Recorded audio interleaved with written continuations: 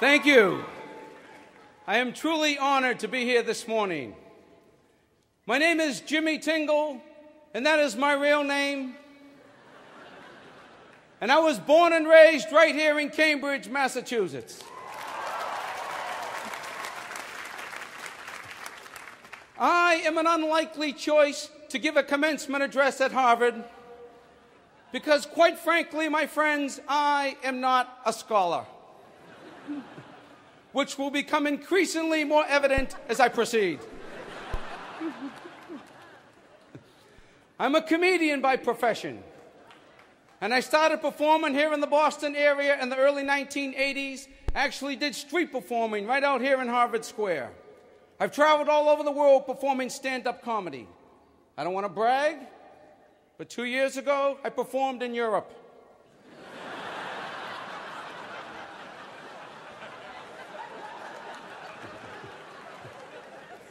And I'd just like to say, excellent country.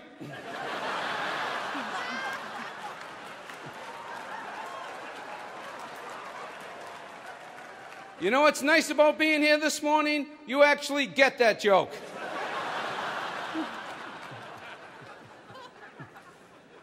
Actually, I am from a long line of intellectuals. Growing up here in Cambridge, we lived right near a college. My father owned and drove taxi cabs here in Harvard Square. He would pick up Harvard professors. They would tell him things. He would come home and tell us.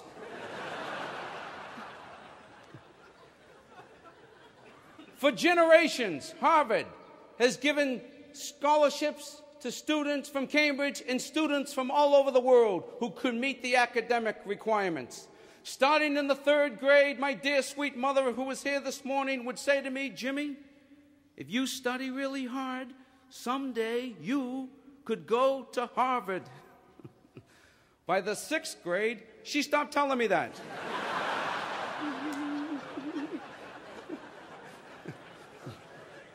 By the 8th grade, our whole neighborhood had their eyes set on Harvard. Not so much for scholarships, but because it was an excellent place to steal bicycles.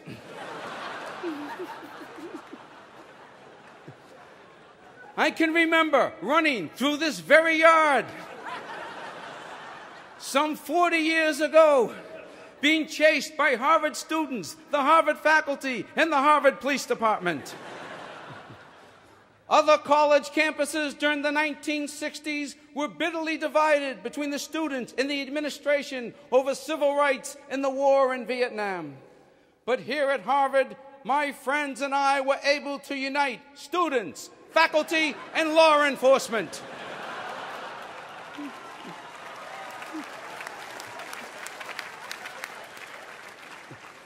It was in this very yard that I had my first spiritual awakening.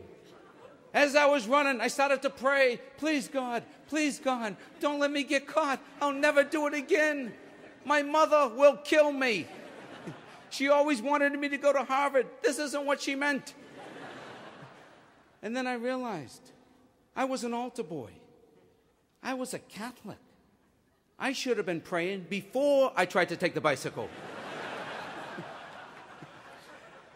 And I just want to say to the alumni gathered here this morning, on behalf of myself and all the other misguided youth of Cambridge and Greater Boston, who may have unjustifiably taken your bicycles, we're sorry. And to the graduates, many of you will go on to positions of great power and influence in business and politics and government. And the temptations to cut corners, to lie, to steal, to cheat will be formidable. My advice to you today is simply this. Ask for guidance before you commit the crime. Trust me, it is much less embarrassing to ask for help privately than to beg for forgiveness at graduation. And I am so grateful that the petty crimes of my youth were not successful. For had my dishonest behavior been rewarded, I may not be with you here today. My life may have taken a different turn, and I could have ended up on Wall Street.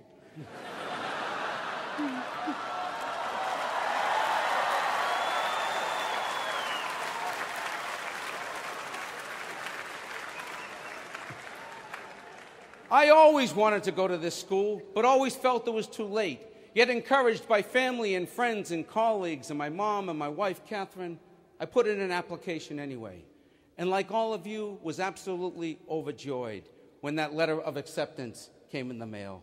I couldn't believe it. I said to my wife, I can't believe this. After all these years, I've actually been accepted to Harvard. They must really need a commencement speaker.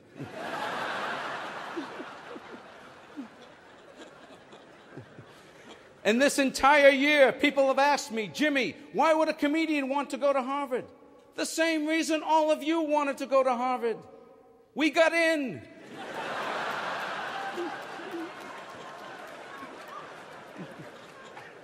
And all of us have faced challenges getting here today, and still more academic challenges once classes started. My biggest academic challenge was the quantitative mathematics requirement for graduation. Unfortunately, I had to take statistics. Fortunately, we had a wonderful and dedicated and great teacher, Deborah Hughes Hallett, who was kind enough to arrange extra help sessions for students who were struggling with the material. I went to every single extra help session she offered, and it was always a very familiar scenario. Me and 19 students from other countries. Countries often in conflict with one another.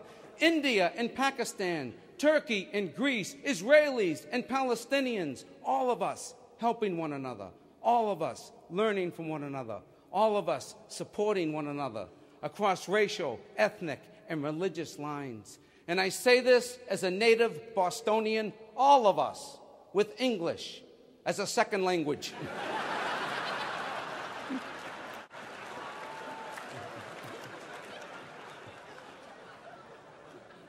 All of us are here today because somebody helped us. Whether it was family or friends or colleagues or teachers or administrations or scholarships or God or a higher power, someone or something helped us get here today. And now it's our job to help others. And that is education. And that is human progress in its simplest form.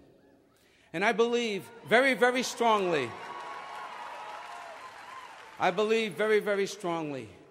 that with the right amount of physical, spiritual, and intellectual help, almost anything in this world is possible. All of the students in those extra help sessions passed those courses. Some of those students actually got an A in statistics. I personally got a B, which for me was a miracle. Actually, in the spirit of honesty, a B minus. Which was a minor miracle. But if I could get the help that I needed to get a B minus in statistics, in quantitative mathematics, at graduate school, at Harvard, there is hope for world peace.